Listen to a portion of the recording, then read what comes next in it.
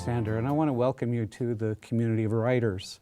This is my first program here. I am a longtime Tucsonan who returned here just in the last few months, and it's absolutely marvelous to bring this program to Pima Community College.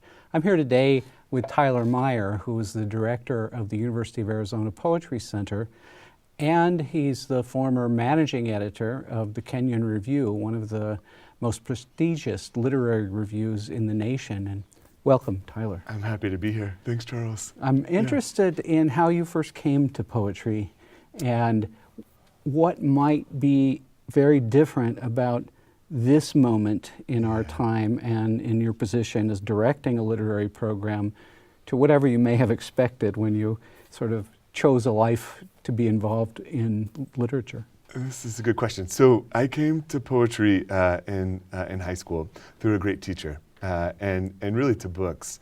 And so eyes were opened by someone named Joe Hecker, who still teaches high school English in Central Ohio, and who opened up a different world for me and really, in a way, taught me sort of how to read.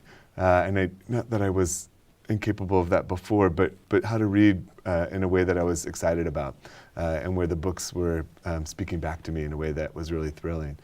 So that's where it started, and I started writing, wanting to model the people I was reading, and a lot of my entry points were the ones that you might expect, the Beats and others.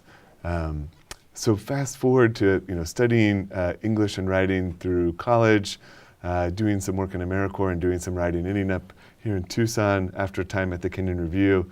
A lot of what I think about with the contemporary moment with poetry that's different is that the politics are wild right now, and poetry has a responsibility to the moment as much as it has to something that might feel more out of time or beyond time.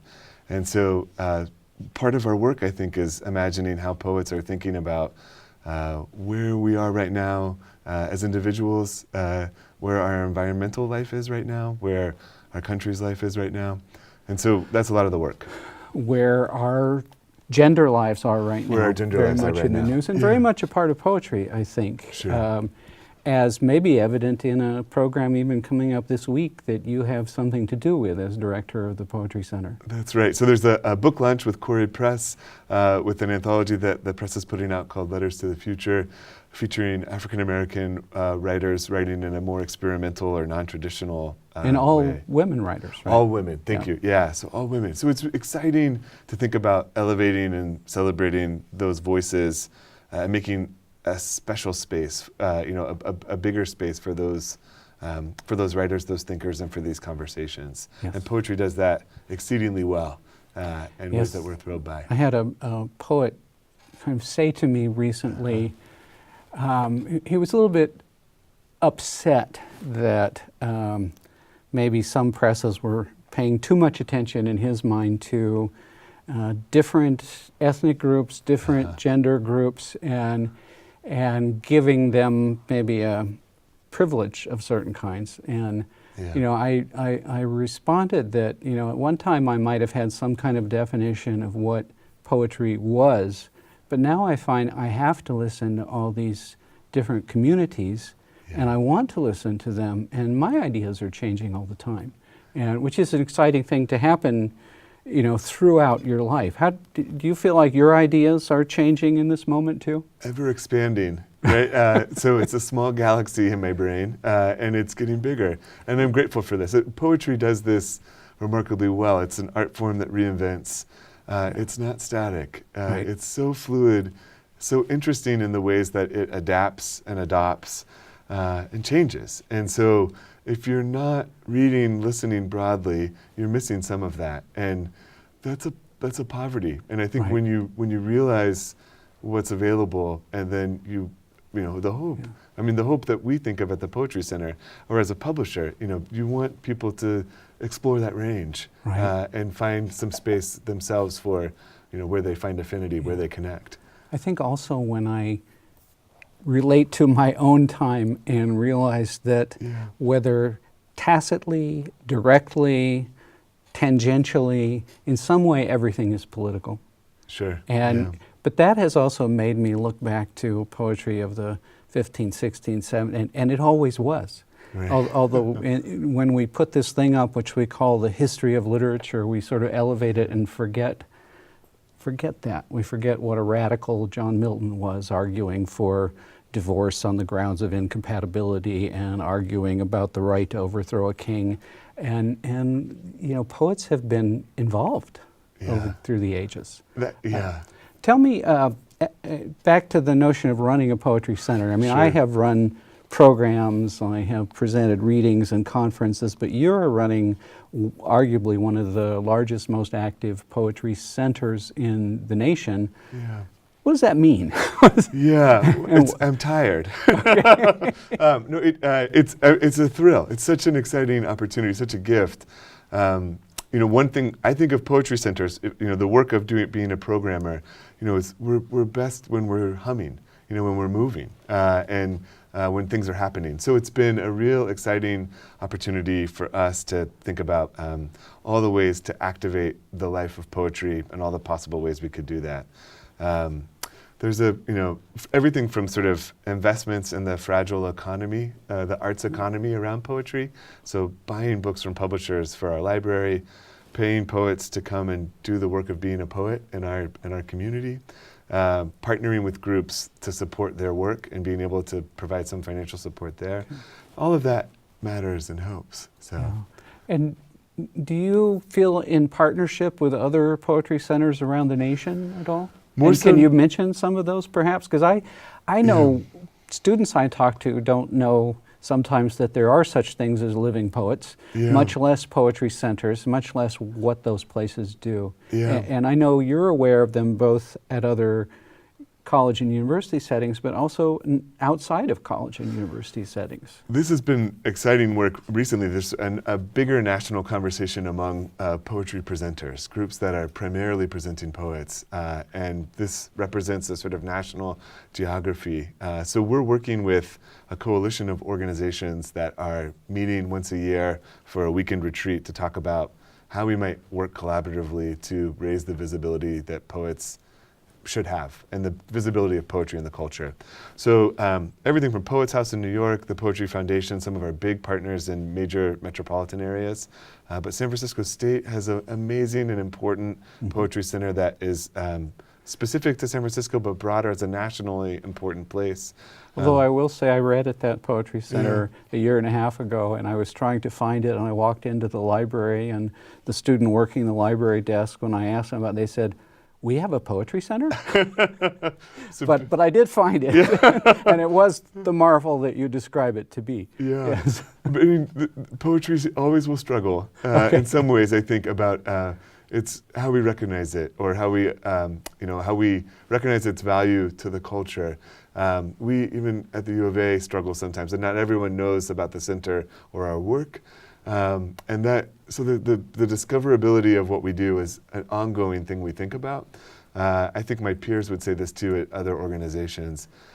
That said, that value is real, and when people experience what poetry makes possible, it's often there's no going back. Well, and I would imagine being not, you know, in the mass mainstream limelight offers some advantages as well as some difficulties. It's true. I mean, poetry is an art that resists institutionalization, right? And we are an institution that presents poets. So we deal with that and think through that.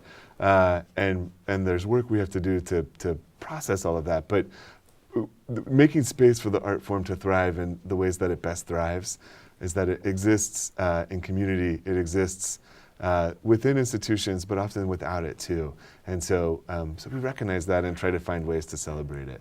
How do you keep up with what's going on in poetry? I mean, even in the last couple of years, there are like major voices. I'm thinking of someone like Ocean Vuong, or someone who didn't exist in anybody's consciousness 3 or 4 years ago. And that's not the only one. How do you kind of keep your ears, eyes, reading glasses tuned? So there's it's hard, and so we have other friends at the Poetry Center, colleagues there who are also responsible for this work of understanding the landscape and what's changing and what books are coming out that we should be most excited about or anticipate, and also trying to figure out what those are without being told what they should be. Yeah. So we rely on publishers to send us advanced copies. We sometimes are able to look through literary magazines and have a sense of books that are on the horizon that we're really excited about by seeing work in advance of its manuscript form. And we're trying to just listen. I mean, a lot of it is listening and being, present and trying to watch as things shift. So. Now, I direct a literary press and Yes. publisher of poetry. As someone on your place, do you have any advice for me? I want to say thank you. I mean, you realize, the ecosystem around poetry, how poetry works beyond the writer writing in the room or at the desk. There are so many layers that are critical, and there's fragility there, and there's also creativity, there's opportunity. And so, what Chax does, your press, Charles, so well is it thinks about how it exists in community. And in that space, poetry has always thrived. Right. And so it, not to say that we won't always scrap for grants and try to find resources. I know to about our that work. too. But that's a space where I think where poetry is at its, its most exciting. Okay, we've got a couple minutes left. Could you Sure. say anything about maybe what's coming up in the near future for the Poetry Center, but maybe a word about what you see as like across the next few years? Sure. So there's our reading and lecture series at the Poetry Center continues. We just collected in the fall our 50,000th book. So our work as a library has hit some exciting milestones. The reading series continues to move forward.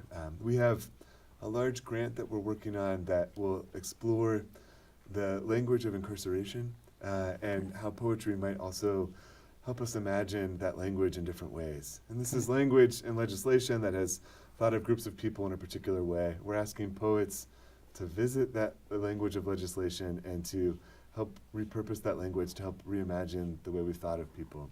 So that's a large part of the work. We'll be commissioning that work and bringing those poets to Tucson.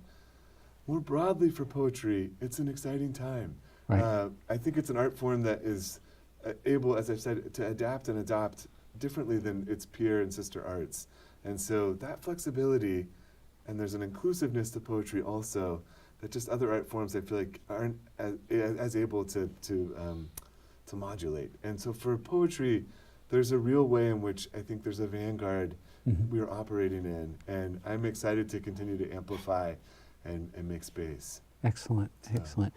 I have a possibly weird question, but I'll tell Okay, you I'm my ready. answer first, which is Please. I've thought for a long time if I get a tattoo at some point, it's Yeah. going to be the last 4 words of Christopher Smart's Song to David from the 18th century, which is determined, dared, and done.